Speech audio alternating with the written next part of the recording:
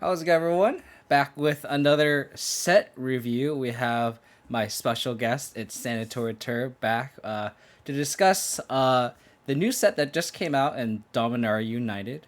I know we're kind of a little bit late in terms of like spoilers. The set is out, I think tomorrow. This time of this videos comes out. But we do have like a week of playing with at least some of the new toys that came out from the new set, whether it's in Pioneer or Modern. So we're excited to delve into the set. So, Sandy, do you want to have any opening remarks regarding this? Yeah, so I think during spoiler season, I wasn't too hyped about any of the cards, um, with a few exceptions. And I think this is still true. Most of the cards probably won't end up see play. A couple of those we gonna touch today, like those will end up in modern and mostly in Pioneer, I think, is today. Uh, yeah, it's overall, I want to say a weaker set, but well, I could be wrong. So happy to be Yeah, wrong.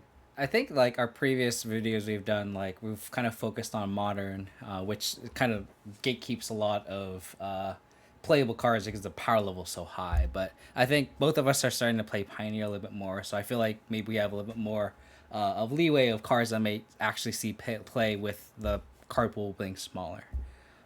So I think that kind of segues into the first card that we're going to talk today, which is kind of the obvious um, inclusion to the BGX bill is Liliana of the Veil that both of us have played quite a bit.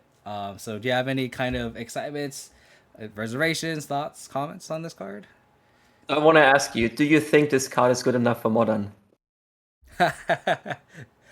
Honestly, I've played a little. I took a break from modern for a while, and one league I played to Liliana, and she was good. I liked her actually. It was like a Golgari Saga list, but I don't know. I felt like she was fine. Like she pulled weight. Like it's obviously like there's matchups where you board it out, but that's not anything new. I would agree. So I think she gets way too much hate in modern, like especially from, don't want to drop names, but there are some big modern streamers who very much dislike her. Um, I think she is still very good in modern. I mean, she is a 3 mana planeswalker. What do you want for a 3 mana planeswalker? I guess Oko is your go-to 3 mana planeswalker power level now. But like in the end, she is a 3 mana planeswalker that immediately trades for herself and can dominate board states. And yeah, she's not going to be the queen of modern anymore, but oh boy, she's very good against Murktide, for example. And I think like you should just run her if you wanna do a mid-range build. But what's more important, she's now Pioneer legal, and I think that's where she really can shine. Like she seems perfect for a like overall very very fair metagame, and she definitely will see up. Like she will slot right into Rakdos mid range, for example. I have no doubt about that. Yeah, I feel like I like to be really transparent. I feel like she is like a C plus B minus type card in the format. Just the way the meta is right now. I feel like the meta is either very go wide. So there's certain go wide matchups where she's kind of poor against. So like mono white versus Thalia is kind of rough. Mono green has too many Llanowar elves to really make use of her well. So I feel like it's very situational how good she is. I feel like people have compare her to when she was really good, where you'd run four of as like a staple in mid range decks. And I think you have to taper that expectation a little bit lower. I still think she's good. I don't think she's like an automatic four of though. I think that also it's also very meta dependent too, because I feel like there's certain aggro decks where she's probably better against. For example, like mono red, I think she's a lot better. But like if mono white is like the more prominent aggro deck, which where it was before Dominaria United was released, I think this is where she kind of struggles. So, but like with Rakdos continues to be tier one, she obviously is going to be fantastic because she's fantastic in mid range mirrors. I think the card I have the biggest reservation against because that has present in the meta that makes Lily slightly worse is Fable the Mirror Breaker. Actually, I think I feel like I've heard this in Standard too, where when you have whoever is on the play on turn 3, it's actually just better to slam a Fable than to slam a Liliana. I don't know if you agree with that with how much you've played Pioneer so far with this new card, but like honestly, I feel like Fable is just a better 3 drop in this slot for Rakdos at least. I don't know if you have consideration for I'm playing Fable and Lily in Modern, so that. So you're just doing it in both formats. yeah, it's the same. I would agree that Fable is the stronger 4-drop. I also would want to bring this up as an advantage to Lily in Rakdos, because if she is bad, you can just loot her away or rummage her away, actually. So that's why I think she, even if she, let's say, is not good enough as a 4-off, you might still see her as a 4-off because you can just loot her away if you want to want to have a better card, or I guess the chance of a better card. So yeah, maybe not as a 4-off, but like she will see play. I have no doubt about that. Yeah, I think like she is good, right? Like back to what you were saying earlier, like it's a 3 minute planeswalker. What do you expect? I think I just don't see her seeing. I think again it's just meta dependent. I think for like my deck that I'm playing in Pioneer right now, which is just Black Green Rock, I think she plays a niche role in making Grimflare better because that's just the best 2 drop that we have access to. So being able to like feel Delirium a little bit better is nice. Being able to have extra Planeswalker just in the card type. And like we kind of need the power boost that we don't have access to with red. So the Liliana is kind of a nice addition. I just feel like her performance just waxes and wanes for me. Like I'll have leagues where like she is just like one of the worst cards, and then I'll have a league where like she just dominates the game, right? And I think that's kind of the expectation you probably should have, because I felt like in 2017, 2016, like Liliana was like the best card. Like you slam around 3 all the time, and it's like the best play you could ever do. But now it's kind of like you really have to make a conscious decision of like, is Liliana really the best play? Maybe it's not. Yeah, but I think that's all right. Shall Yep, we I move on? agree. Yep. So next card, I don't know if you want to take over and talk about this Leyline Binding. Yeah, sure. So we have Leyline Binding, which is a 6-drop enchantment with flash, but there is a catch. It's up to 5 mana cheaper depending on how many basic land types you have. So 5 basic land types. This is a 1 mana instant speed removal spell. Basically, it's Oblivion Ring with cost reduction. So this is mostly for modern, I feel like. I don't think there's any Pioneer deck that plays like 5 basic land types, or at least 4. I think you need 4 to make this viable. For 3, you're basically just playing an Oblivion Ring, and Oblivion Ring sees no play whatsoever. I think this is very good.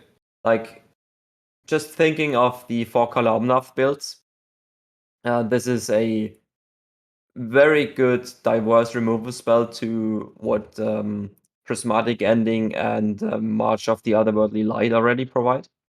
So if you want to like diversify your removal suite a little, this is just perfect for the 4-color Omnath builds in Modern. And the fact that there aren't many cards that remove it from play either. Like you have Beseiju. No one plays Assassin's Trophy anymore. I've noticed your past lists haven't played. Recent lists haven't played Trophy either. I guess you have like Otawara and like bounce spells like Brazen Bar on the format. But then you can just recast it again. So it's like I guess the downside would be if there's like an ETB. Like for me personally, I don't see like I understand that it can be 1 mana removal. I just don't see. I feel like Solitude and Force River kind of set the bar so high in terms of efficient removal spells. I guess I just have reservations of. I agree this will see play in the 4 column but like will it see play in anything else? Because I've seen like the like rhinos splash white for this, and I'm like, is this really what you want to do in rhinos? You know? Rhino splashed white in the past. Basically, so I think what the idea is, you play 80 cards Yorion to draw less rhinos. but to cascade more into them. So that's I think the basic idea. I'm honestly not sure if Rhinos really needs a like more efficient removal spell, because like usually you're just overpowering your like fair matchups anyways. And like I'm no Rhino expert. I don't know too much. Like I'm just playing against them and probably losing most of the time. Um I'm not sure if this helps any niches to fill.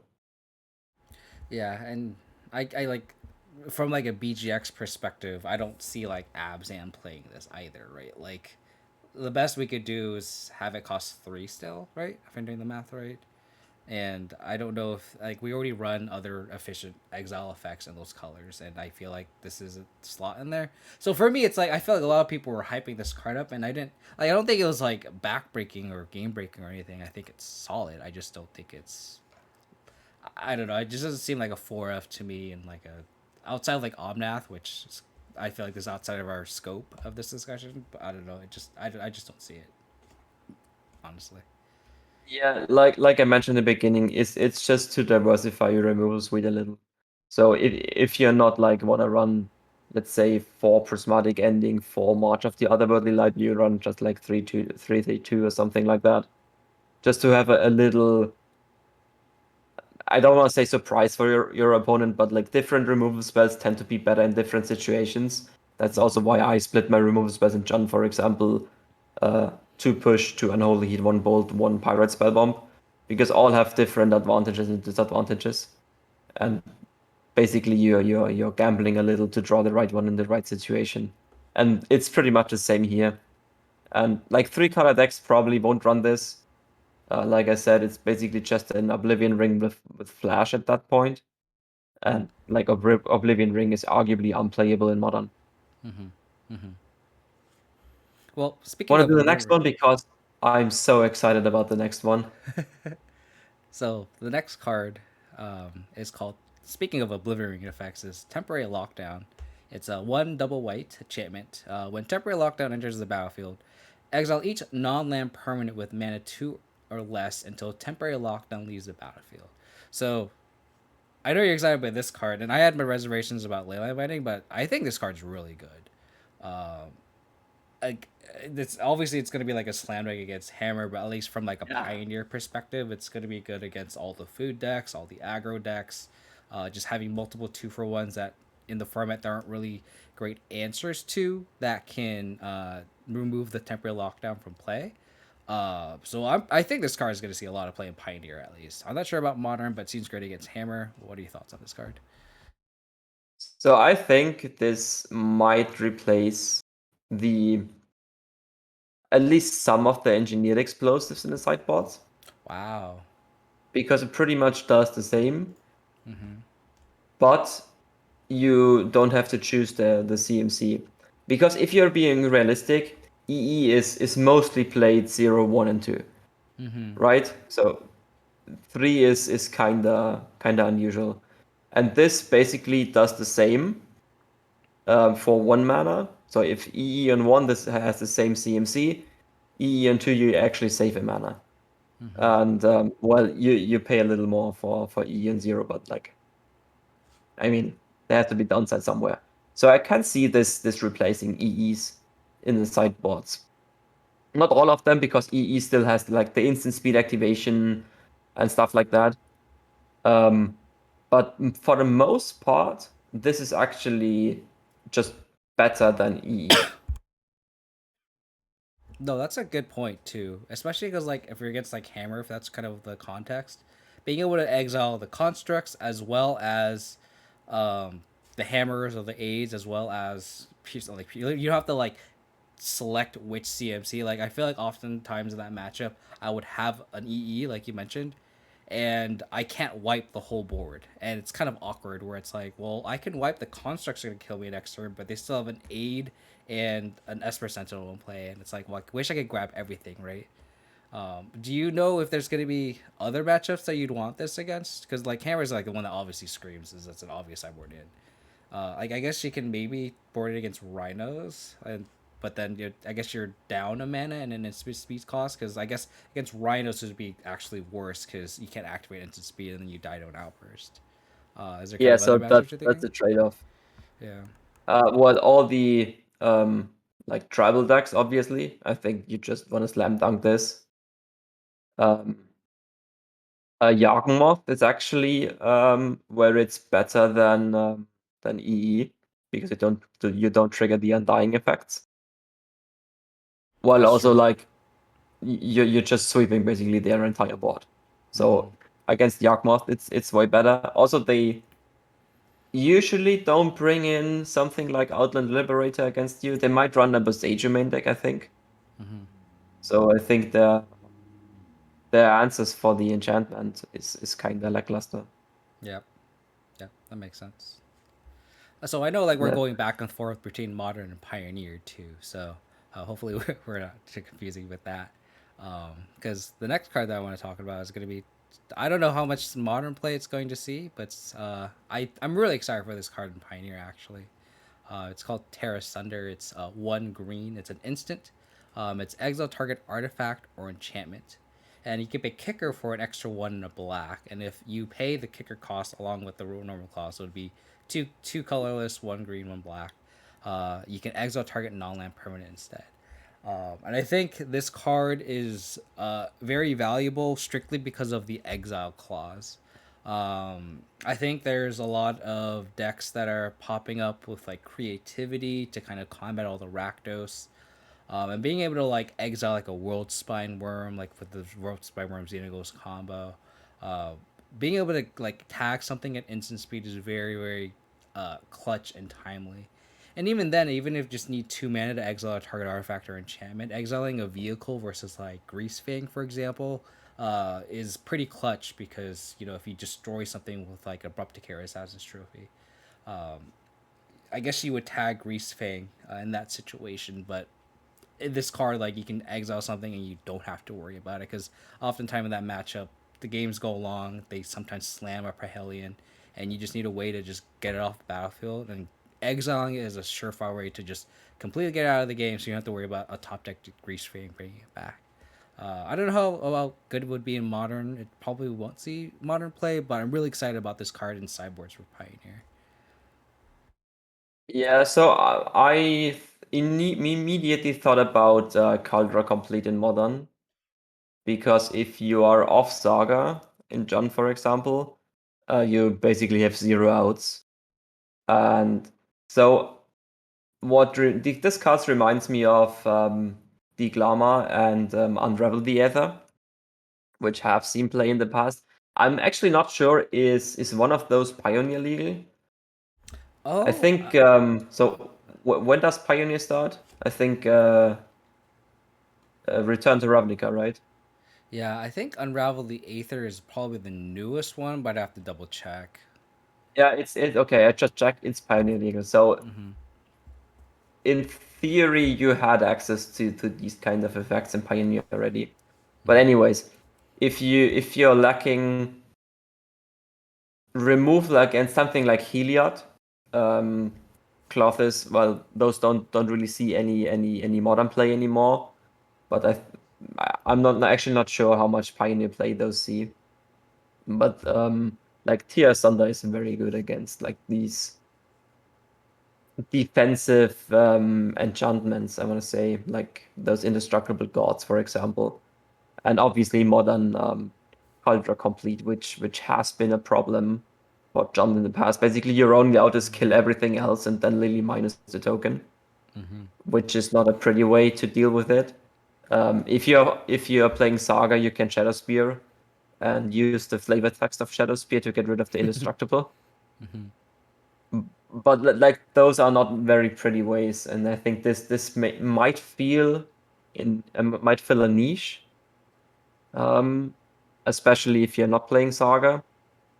I don't see this being played more as a one-off, or like this is a sideboard card in Modern. Like no doubts about it. I'm not sure in Pioneer you might actually main deck this like as a one-off maybe, because it's like worst case it's an expensive removal spell. Especially Yeah, with but like Fable and two like main deck. There's like main deck cards. Like there's targets you have main deck for 2 mana too. Like Eidolon Blossoms. Like there's targets like in the main. So I definitely could see it. I mean it's just tough when you have like Assassin's Trophy and Abrupt Decay to fight for main, but I can see it for sure. yeah, maybe it's just another like diversification of your 2 mana removal suite. Yeah, Like one Abrupt Decay, one Assassin's Trophy, one Tier Asunder. yeah, it's true. So next cards, it's gonna be a lot, which will be the lords. If you wanna, you know, I don't know if you want to tackle all of them, or if you just want to briefly go over the lords here. Well, okay, so all of the lords pump their respective tribes. They're all 2 CMC creature lords. I think what tilts me the most is that the green one has double green, whereas everyone else just gets one colorless, one of their color. Um, I don't think the green one is that good that it needs to be that restrictive, but anyways. Um, and the cool part about the lords is they all have like different additional effects which supports their respective tribes. And I think that like they're very very well designed, while also like being really good. Um, should we start with the weakest one first? That's up to you to decide. I mean, I guess the weakest one by default is probably the black one, Shadow Right Priest, just because there isn't much other cleric support. I don't know if you agree with that or not. I would say the white one, but black is pretty close. I mean, we can start with the white one. I feel like um, a 5 mana anthem effect once it dies is kind of iffy. I feel like maybe this is just because recency bias. I was watching Will Hall stream and there was a Soldier Stompy stream of this person that had a day two legacy GP with Soldier Stompy. So I feel like that's like the most relevant Soldier deck that's been played, and I don't think I've ever seen a Cleric Tribal deck ever see play before. So I feel like that's not that great of an ability just to like have a Thalia's Lieutenant effect. Versus at least I guess the Shadowright Priest is a little bit better because you can tutor for a card, which is pretty powerful. But I think both are probably not going to see play, unfortunately. Yeah, I would agree that both are not gonna see play. I think the white one suffers the most from humans being just better. Yeah. So if you want to play a white-based tribal, just play humans. Um, so you're kind of wrong about never. There wasn't ever a cleric tribal. I started with cleric tribal in my Magic career. So did I struck a nerve there? It started with Onslaught Block, the cleric pre-constructed black-white deck. It was kind of fun. Probably not pretty good. So if you were to make this happen, what's the target you want to get? Oh, Gristlebrand probably. Yeah, I would agree. I think it's just Grizzlebrand all the time. Yeah. You could argue for like Archon of is no not creativity, Archon of cruelty. Mm-hmm. Um, but I think it's just always Grizzlebrand if you really want to make this effect happen. But I Which think is like at five mana, you can just do better things like kill your opponent, for example. Yeah, and I think I feel like the ability is kind of off-putting because I feel like this makes you deviate away from being like a cleric tribal deck. Like if it was like a Lin Civi type effect where you can like tutor for another cleric, that would obviously make the card like really bad, like a lot worse. But I feel like it would at least stick with making you want to stick with the cleric tribal effect, right? I don't know. That's maybe just being nitpicky, making it a lot worse too. But yeah, I mean, someone is just gonna do the ignore the cleric tribal thing and sacrifice their Muta Vaults to get Grizzlebrand. yeah, yeah, exactly. Okay, so now it gets tough. What's the third best in your opinion? I think it's the goblin one, and I think it's really close between the goblin one and the elf one. Um, just because I guess I'm looking at it from a pioneer perspective, where I think both will probably see play in modern, and since I'm focusing on pioneer, I feel like elves has already been proven based on Twitter. Like elves already kind of 5-0 in that format, so I'm seeing goblins as slightly weaker. Not to say that it's bad. I think it's still a really good card. I think that maybe the ability is a little bit inconsistent, if anything, because you can only exile the top card and cast it only if it's a goblin, so the effect is probably slightly worse. So maybe that's another reason why. But I think still think it'll probably see play in the goblins tribal deck. I still think it's really good. I think goblins actually won one of the recent tournaments actually this past weekend with this card.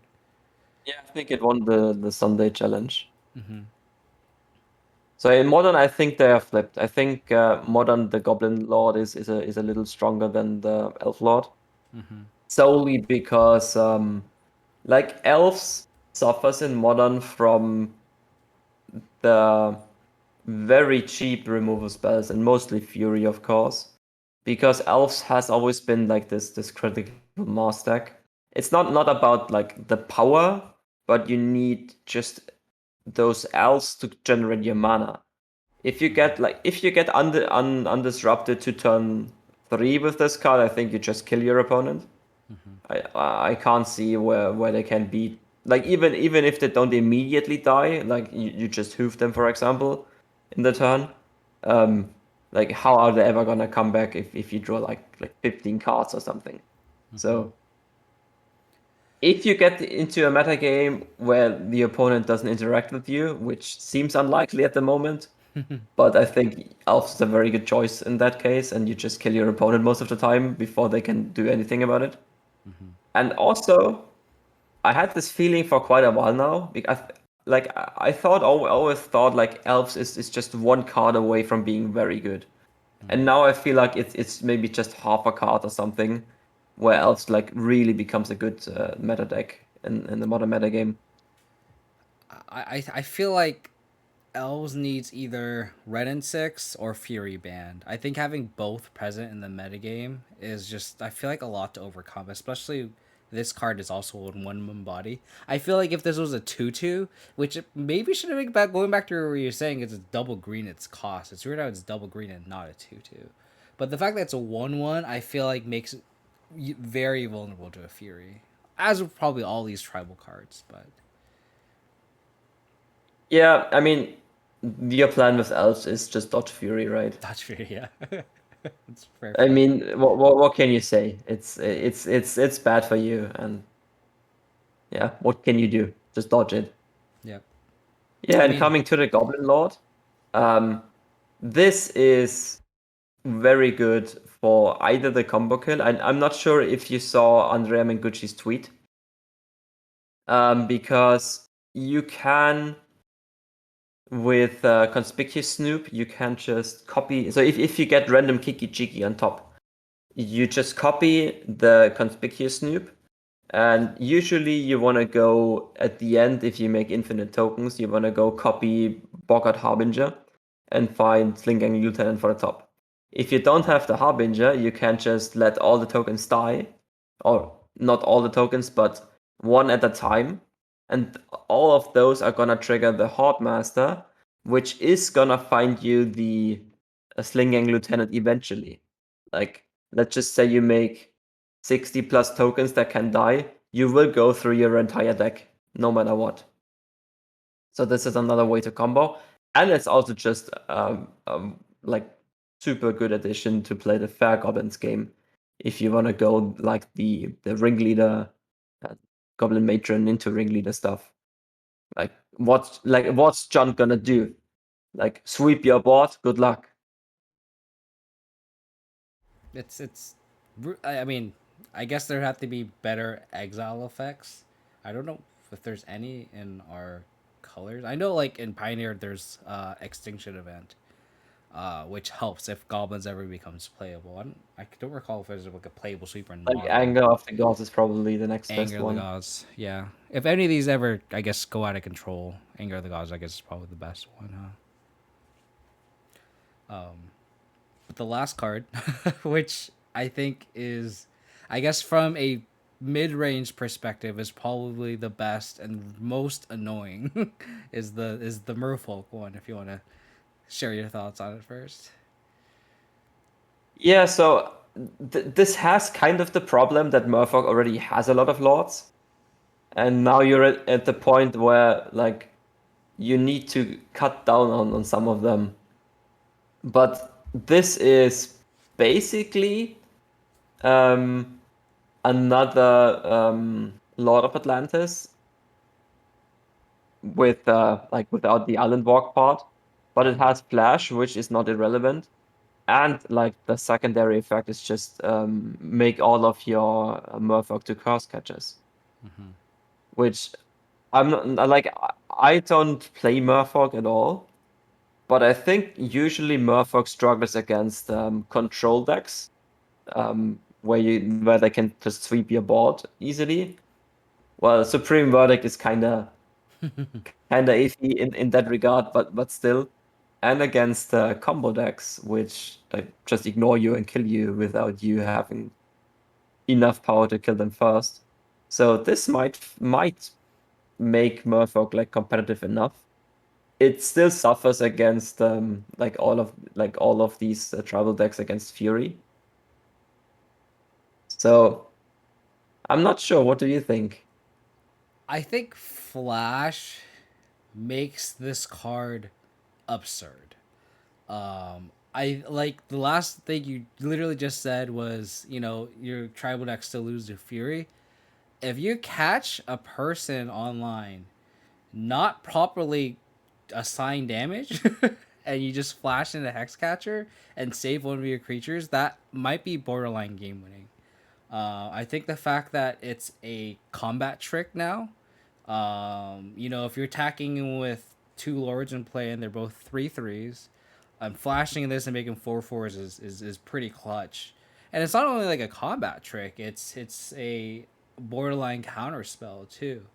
And again, it's the flash aspect of it where it's like, how like can you keep playing around a force spike the whole game? And you really can't, especially when you can just sacrifice, your uh, whatever the 1 mana spreading seas merfolk is now. Like if you already have a spreading seas in play, you can just sack that for fodder, or you could sack a Silvergill adept. Like you could, there's other fodder you can kind of throw away to trade for a key lightning bolt or a big Teferi against control or a Karn against Tron. Like the flash aspect of it where you really can't play around it and it'll just get you is what really impresses me about this card, because the flash just makes the other two abilities 1,000 times better.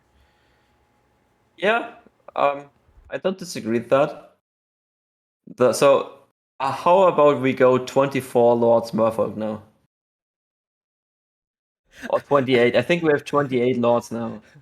Just I don't know if this. I guess we'll see what numbers Nikachu comes up with after he tested a bunch. But I mean, I guess that's a meta call too, right? Because like for example, if if there's no Tron, how good are the spreading seas effects in this deck? Like I don't play Merfolk, and I don't know if you have any experience with it, but like if you don't need these type of island walk effects or island making effects, how good are the actual lords themselves? You know what I mean? Versus would you rather like an interactive lord that has flash? yeah.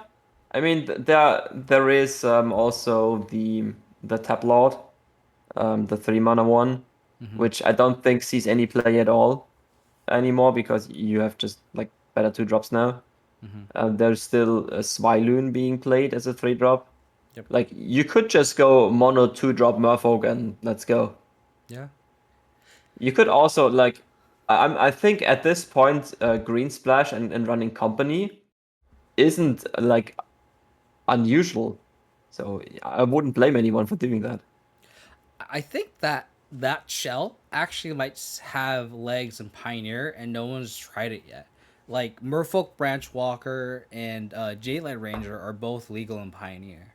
I think there's enough Merfolk maybe to cross the finish line. It's probably not as powerful as elves, but I think I'm like keeping an eye on Nikachu because I really want to see what he does with this card in Modern and Pioneer, based on just from a deck building perspective, and just like what he can muster up. Right, like back to your point, do you just play 20 lords? This could also just be a sideboard card. Just having a 4 of sideboard lord with this effect is, I think, also very good too. All right.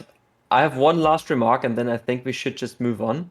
Um, do you see the age-old ranking of the colors? Because blue is clearly the best with 3 keywords on it or 3 effects on it, whereas all the others only get 2. Nikachu probably paid someone in R&D to do this card. Well, the next card, as you say, we're going to move on. I'm pretty sure you're going to be excited. I'm actually going to be really interested in hearing your thoughts on this card. I don't know how much you've tried this card in the week that we've been able to have access to it, but it's going to be Soul of Windgrace if you want to take the reins here. Yeah, so it's John colors, 1 of each, and then 1 colorless. It's a legendary creature, cat avatar, and it has whenever it enters the battlefield or attacks, so the Titan effect, you may put a land card from a graveyard onto the battlefield tapped under your control. Quick remark, it's a graveyard, so you can also take your opponent's lands, which has already come up for me. And then it has a couple of activated abilities. So for green and discarding a land, you gain 3 life. For 1 in a red, discard a land card. You draw a card, and for 2 and a black and discard a land card, you can give it indestructible, and you have to tap it. So it has built-in protection. Spoiler alert: I've never used that so far. I also never used the life gain so far. I think I used draw a card once. So that's just for your information before we assess the card.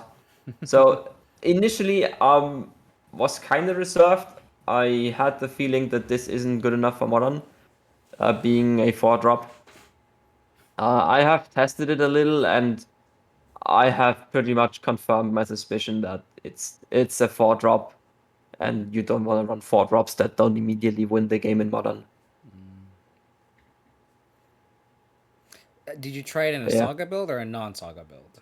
Yeah, so I'm not sure if I tweeted about it. I ran it in John Saga, basically recurring sagas. If you want to outgrind your opponent.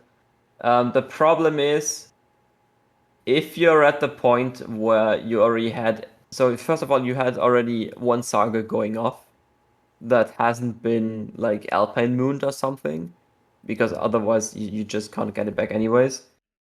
So you should be already ahead if the first saga already finished resolving. And I mean, this is a 4-drop creature. Like, you're spending 4 mana. If you wanted to have additional recursion, you could have just ran Life from the Loam or Witherbloom command beforehand, and you just didn't want to do that. So that's why I thought it wasn't gonna be good enough. And pretty much whenever I resolved it, I already had won the game, and this just like didn't do anything. Or like I was once in a grind. I think I already streamed that one on day 1. So you might want to check out my watts for that one. Um, it was against control, and like I mean, this was unlucky, but I was like 35 cards deep, and I haven't found the 2 of Soul of Windgrace yet. And then when I found it, it just wasn't good enough. Like, this doesn't like bring you back from a disadvantage in advantageous position, and it's pretty much like you win the games with this where you just slightly ahead and just like kill your opponent. But when you're slightly ahead and spend 4 mana, like pretty much all 4-drops will win you the game, right? Yeah. I wish Life from the Loam was in Pioneer because I feel like modern is power level is so high that cards like these that are really cool, have really unique abilities, just will not be able to be good enough, like what you mentioned. So I feel like this is a card that where you kind of want to really build around. I feel like Ren and Six isn't enough to support this ability. I feel like you need Life from the Loam. And I think it's a cool ability. Maybe it's just more dirtily because you're gaining a life, you're getting card advantage. Like I guess you have to compare it to something like Seismic Assault, where like that card literally wins you the game, but you're bolting your opponent to death. So maybe that's where this falls short, where it's kind of just dirtling. Because I know Aspiring Spike was really high in this card too, so I was interested to hear your thoughts, and it makes me sad that this doesn't pull weight because it's a cool card. Yeah, I also like the design. I'm like, I really want to make this work, Mm-hmm. but like the problem is, so as a matter of fact, since I didn't activate any of its abilities, like I can't remember more than one time I activated the draw ability. And if you're not gonna use those abilities, I think the card is just too weak. Yep. Yep. So the next card is a card for Pioneer. It's a Volf Sleeper. It's just one black mana. It's a human where you. It's essentially kind of like a Figure of Destiny Hex Shrinker type card, where it's a 1/1 at first, but if you play one black, it turns into a 2/2. And once it's a 2/2, it's a human cleric, and then you can play another two, against Death Touch, and it becomes a 3/3. And then from there, you pay another three, and it becomes a fraction. Against +1/+1 counter, you draw a card and you lose one life.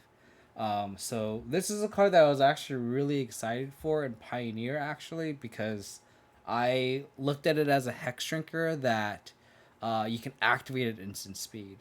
Um, so I actually have pretty high prospects for this card in the format.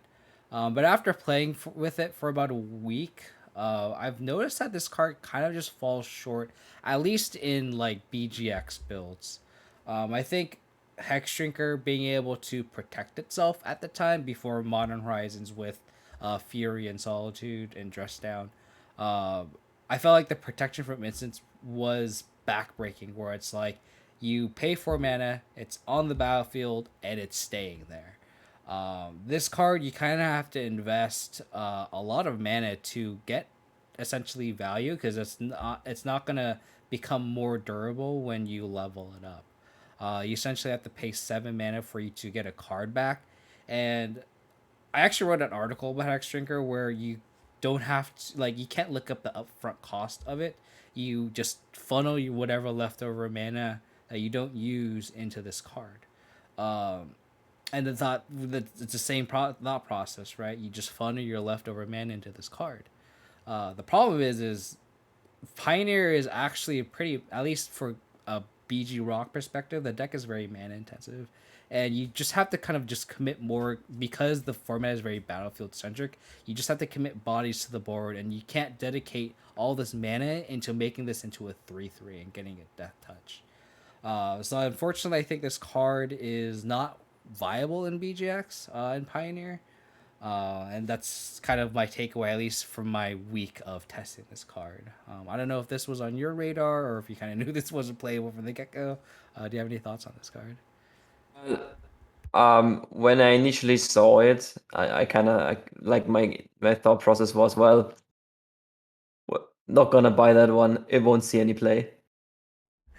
Smart move, smart move. I mean, but that's true for most of the cards. Like basically, there are like 3 cards out of the set where I think like might end up seeing play. And like let's take out the loss of the equation because like and I know those would be good. Um, I'm always pretty much hesitant with every new set out of playables, so I'm never pre-ordering anything. I'm like after some testing, if it turns out to be good, like let's say Fable of the Mirror Breaker from the last set, I'm just ordering for whatever price they go, and that way I don't have some like random evolved sleeper playset at home that aren't good enough for any format. But like on the grand scheme of things, I think 4 mana for a 3/3 Death Touch isn't too bad of a rate. It's not. I agree. Yeah.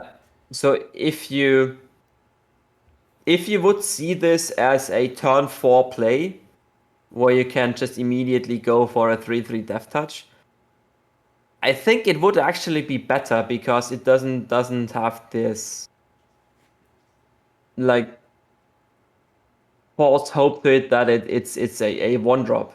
Because like if you see this as a 4-drop, I think you're better off. I also think that the card becomes. I thought the card would be a lot better because of Liliana in the format as well. My initial thought process was I kind of want a lot of these type of just lower the curve, try to commit a 1-drop, 2-drop, so that way if your opponent Liliana's you can just kill Liliana on the crackback. But that also hasn't been the case either. Maybe that's because the small sample size I had. Maybe you're right. Maybe if it's a card I just top deck and slam it on as a 4 mana 3/3, it kind of recalibrates the expectation of the card. Maybe I just had too many high hopes. Maybe I just compared it to Hex Drinker, unjustifiably. Yeah, I don't know. Maybe we are wrong. Watch this card just becomes really good. Should have pre-ordered. So this next card I want to just go over really briefly. I want to preface by saying I don't think this card will see play. Uh, but I do want to mention that. So let me go over the card. It's a 4-drop. It's 2 black and a green with reach. It's a 3/4. It's if a creature an opponent controls would die, exile it instead. When you do, create a 1/1 sapling creature. You can sacrifice one sapling by paying a green. It gets pumped +2/+2, and then you can pay 1 and a black, sacrifice 2 saplings, and draw a card. Again, this is kind of like a meme where it's like this is the Cletus at home. But I do just really want to briefly mention that this is a card that I love because Magic's an expensive game, right? And I like having cards like this in the card pool because if someone can't afford a Cletus Traded Regret that is spiked in price now, this is a card that we can easily suggest that, albeit isn't Cletus, obviously, losing life link sucks, right? But reach isn't a non impactful like keyword. Like reach is definitely can be good in the right meta with spirits. Is it Phoenix with a 3 for body? And Cletus, albeit, can sacrifice zombies to make it bigger, but this can sacrifice 2 saplings and draw a card. So there are certain inherent advantages that make this card better than Cletus. It won't make it better Cletus overall, right? It's not just strictly better than Cletus. So that's why I just wanted to just briefly mention this card as a budget alternative for Cletus in Pioneer, which is just good to have just in the grand scheme of things of just being able to have access to play the game. I mean, fair point. What I took out of your statement there is Kalitas is now expensive. Cletus is I very didn't know expensive. that. Yeah. So speaking of budget options for Kalitas, do you know what Valentin does? No.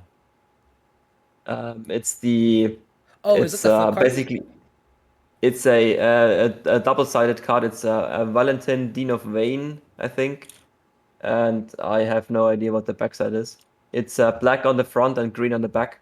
Yeah. Oh, Lisette is the backside. Mm-hmm. Basically, the front side, I can quickly read it out. It's a 1 mana 1/1, has menace and lifelink, and if a non-token creature no opponent controls would die, exile it instead. And when you do, you may pay 2.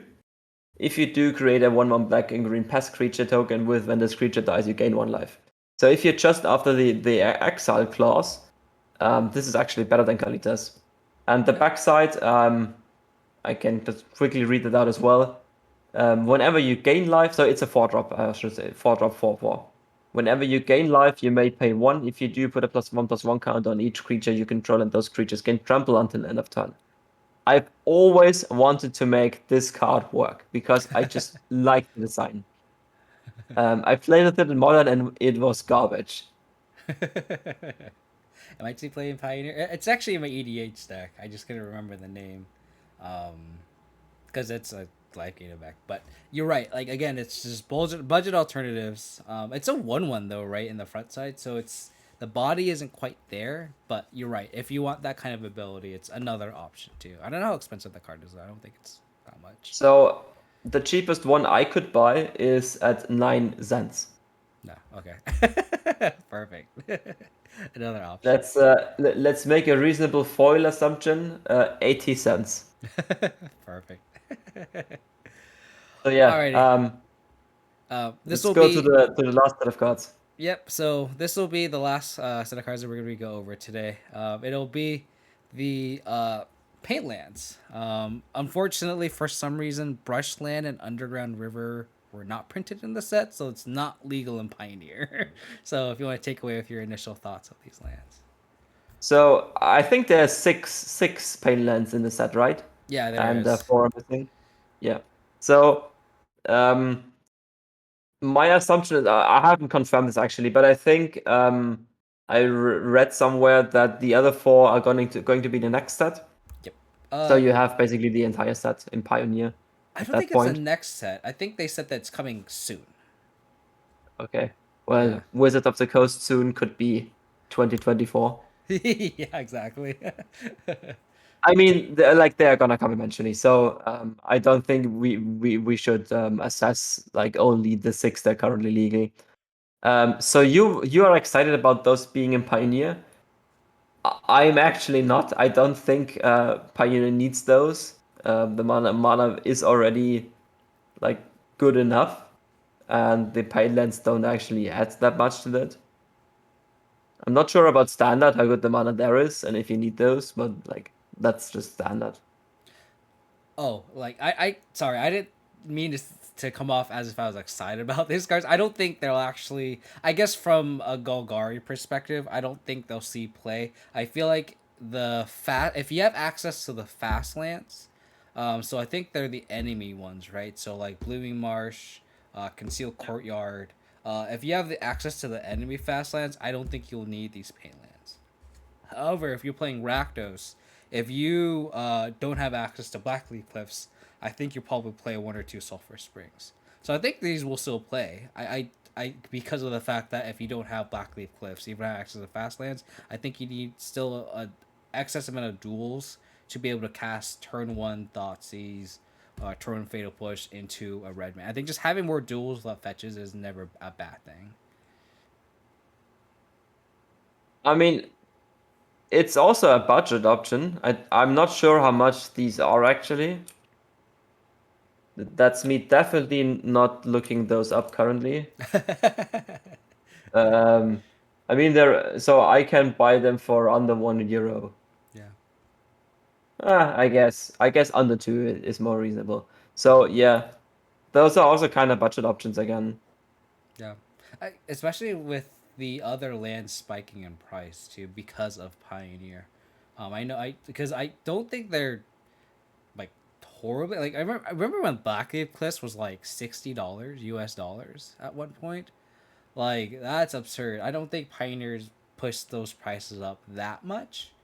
But I do think that you're right. Maybe instead of having four of the whatever the slow lands are, which are really good by the way, or if you're playing Golgari, if you don't have enough Death Capulate or Blooming Marshes, you're right. Like Lannar Oasis is a decent budget option. I will say though, I think it does suck for the as the Selesnya and the Demir decks because I know I did miss one of the Painlands, but these are the two that are not uh that don't have access these two color combinations. So if you're trying to play green white that you don't have access to your fast lands, you I think your mana base actually sucks. I've seen a lot of people that try to play like green white tokens and they're saying they really want brushland. Yeah, life sucks. What should I say? I will say as a kind of like a side note, I actually kind of like Pioneer having bad mana, quote unquote. I know you mentioned that you think the man in the format is good enough, and I'm glad that this format doesn't have fetches and you just have consistent mana. I think it's a good thing that if you're gonna play two colors, it should be actually somewhat of a cost. Like I have plenty of games where like I can't cast a Thoughtseize on turn one or a Fatal Push on turn one because I have like two Death Cap Blades and a Forest in hand. You know what I mean? I actually kind of like that cost, deck building cost, and play cost. It shouldn't be free to splash a color. Yeah, so yeah, I would agree with that one. I think the triomes help your mana more stable but also slower. And like that's the trade-off you're gonna do. Mm-hmm. I, Yep. I'm still trying to make Jund work in Pioneer. So far, not too successful. You've trophied a couple times, right, with Jund in Yeah, Pioneer? I know, but I'm just getting lucky. Um, yeah. Could you can you remember the mana base I played there? I remember it was sketchy, and I actually was like, I'm gonna look at Sandy's mana base to build my Abzan mana base, and I was like, oh, I cannot do this. Like this is I can't do this. It's Your modern it, mana base is already sketchy, and I was like, the Pioneer one was like, wow, this is I don't think I could copy this. I'm sorry. it's 24 one-offs. Was it? I don't remember that. Yeah, I it must was have missed that. 24 one-offs. Because I remember I looked at yours and I think I just counted the sources and I was like, this is not working for me. Yeah, yeah. I played 24 one-offs because I wanted to do all the cool things, like all the discard lands, all the check lands, one shock land of each. So all the cool things I wanted to do with all the man lands as a one-off. And yeah, but honestly, the mana base isn't the issue that Jund has. It's kinda like green isn't worth it. No. I mean, we're going way off topic, but I feel like the best green card in the format is Scavenging Ooze, and you can't do that in a three color deck. Yeah, that's what I figured. Yeah. So yeah, I think that's gonna wrap things up, right? Yeah. I mean, do you have any other last minute thoughts on the set? Or otherwise, you can kind of go over with your socials. So I quickly want to mention that we initially had Urborg Lorgoyf on this list. I had high hopes that it's somewhat playable. Turns out it's not. Yeah, so it's not gonna be the new Tarmogoyf, so you guys don't have to buy this. I think that card you kind of need to build around. You need to play. Oh my god, what's that black creature? The one mana one where it comes into play. You mill three. Just supply. Yeah, so like Citrus Supplier. I don't know if that card's legal in Pioneer, but like I feel like you just need those type of effects. And even then, your payoff is just a vanilla beater that gets pushed. So I don't know. Maybe it'll be some sort of like graveyard centric deck that's Sultai colors that you can kind of build around, and maybe it'll just be like a beater that you can just have as a plan B option in that format. But I saw it. I was like, it's not good enough. Yeah, so one remark and then I'm just gonna do my socials. Mhm. So I had the thought that you could maybe run this in modern Crabwine because you're gonna fill your graveyard a lot. But the problem is you wanna board graveyard hate against the deck anyway, so basically you're not gaining a graveyard unreliant beta by just adding the Scoif. I mean it's an additional mill effect, but like it's 4 mana, so Yep. yeah, sad story. Not the new Goif. Anyways, so where you can find me is mostly on Twitter. Hmm. That's at Gruber_Benedikt. You can find me on Twitch at twitch.tv/ItsSanitoeter. And you can find me on YouTube at ItsSanitoeter VODs.